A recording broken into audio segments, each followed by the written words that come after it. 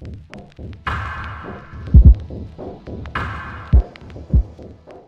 here's my latest project. Last week I picked up a PW50 because my 5-year-old's been asking for a dirt bike and Christmas is a couple weeks away. And I found one used in fair condition for pretty cheap.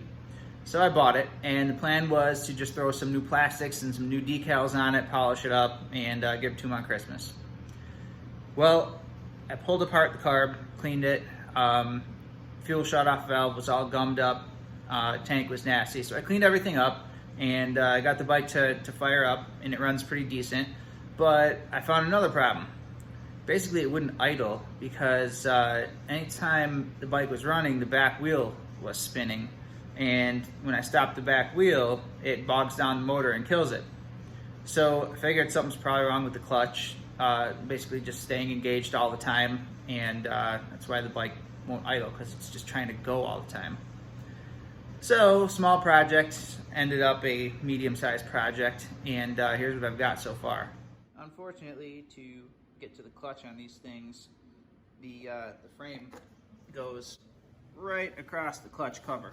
So, I don't know, maybe there's a way to work some magic and get that clutch cover off with everything together, but honestly, this comes apart in about a half hour. You just have to take the back wheel off. These two bolts here come off, the axle nut comes off, this plate lifts off, and then you can unbolt the swing arm, just bolts onto the motor there on the right. And then the back wheel just slides right off of the drum. So you gotta disconnect the cable, super simple. So obviously you gotta pull the exhaust off as well. Disconnect everything, pretty straightforward. No rocket science involved. So I took off the clutch cover, and sure enough, I found one of the spring washers sitting in the bottom of the clutch case and a broken clutch spring. So went over to Yamaha, ordered a new set, 20 bucks later.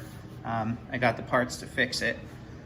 So at least now I have the opportunity to degrease everything. Gonna do a little bit of painting. I'm not gonna go crazy with it because I've got 4 boys and they're gonna beat the heck out of this thing. So I had thought about getting everything powder coated, but it's not a show bike. It's gonna get used, it's gonna get dropped.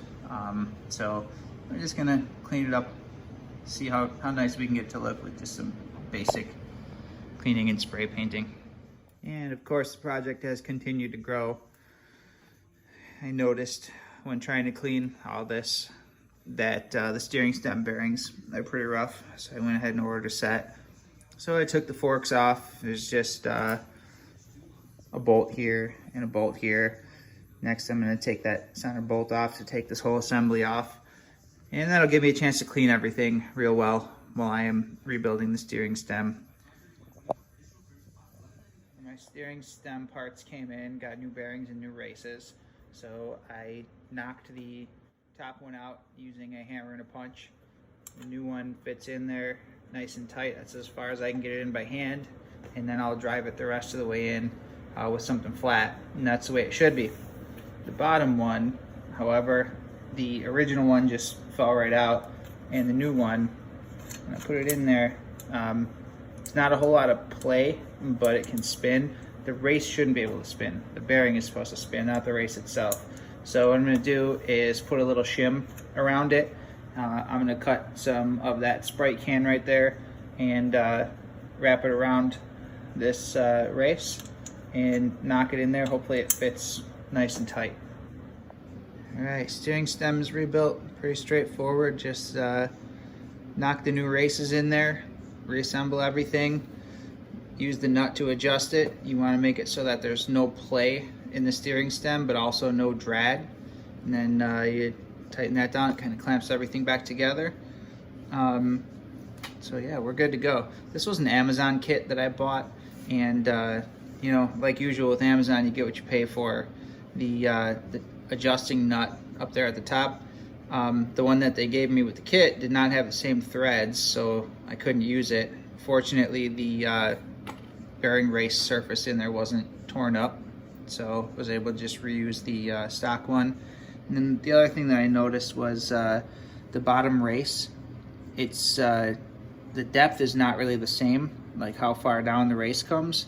So it leaves more of that bearing exposed than the factory one. You can actually see the bearing in there, so you can imagine how much dirt that's going to pick up. Otherwise it fit well and feels nice and smooth, so it'll do. Front end is just about back together. My advice is, as you are taking this apart, take lots of pictures. I knew I would not remember how all these cables got routed. You got your choke cable, your two brake cables, throttle cable, the wiring for the switch on the throttle. So you got a lot of stuff going on up here. So take pictures of it as you're taking it apart so you can get that routing all correctly. All you gotta do is put the new grips on, brake lever back on, hook up the front wheel and brake cable, and then onto the motor. Getting there. Once you've got the motor out, it's actually pretty easy to get at the clutch. So I've already loosened all these screws around the perimeter of the clutch cover. So that's gonna just lift right off of there.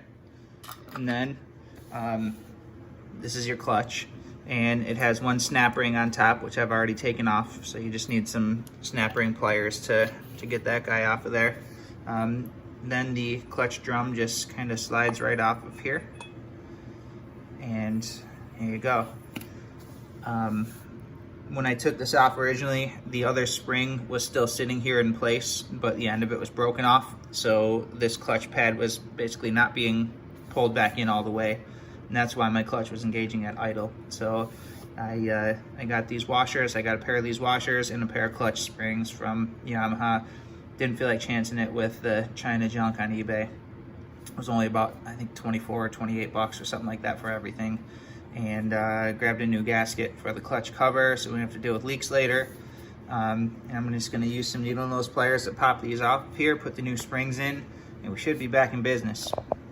And there we go, new clutch springs installed.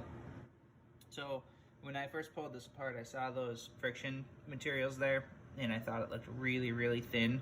But I've since learned that the spec for that is 0.7 millimeters. So even though those clutch frictions look really thin, they're actually very well within spec. Probably because this is a wet clutch, so they're constantly in oil. And from what I've read online, these things very rarely need clutch pads replaced. They just don't wear. So that's nice.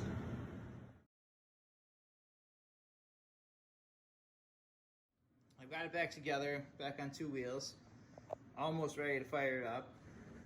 But I'm putting the plastics on, and these are aftermarket plastics. And I'm noticing that it doesn't really want to stay down here, and that's because it's not wide enough. These plastics are narrower than the factory, and you know, I can force it down, but it pushes out on it right here, and I just don't want it to constantly stress that plastic and eventually break or make like a white dimple there from that bar pushing out on it. So I'm gonna take my heat gun, I'm gonna heat up this plastic, and I'm going to pull it out a little bit right here on the sides, try to widen it. Hope I don't ruin it. I'll see how it goes. But I mean, worst case scenario, I gotta get another piece of plastic. All right, well, the heat gun was a success. I just got it nice and hot right here on both sides, and pulled outward on it and held it there until it was cooled off, and it held its shape. So now it is sitting nice and flat on that frame. You can see I don't have to force it down anymore. So no, I'm not worried about the plastic breaking or cracking or anything like that. It's resting like it should. One small thing I don't like is that that back fender doesn't completely cover the frame like the original one does. I mean, maybe I could heat it more and bend the whole thing down to cover that, but I'm not all that worried about it. Not really a big deal. Next thing I'm gonna do is pull the staples out of the seat, and I'm gonna shave down the foam about 1 inch, because this seat is quite a bit taller than the factory seat. And there's a lot of foam in there, so I'm gonna shorten this a little bit and make it easier for my kids to ride it and have their feet both on the ground. Well, that's it, guys. She's all wrapped up, and I got the new decals put on. So thanks for watching, and I'll see you in the next project.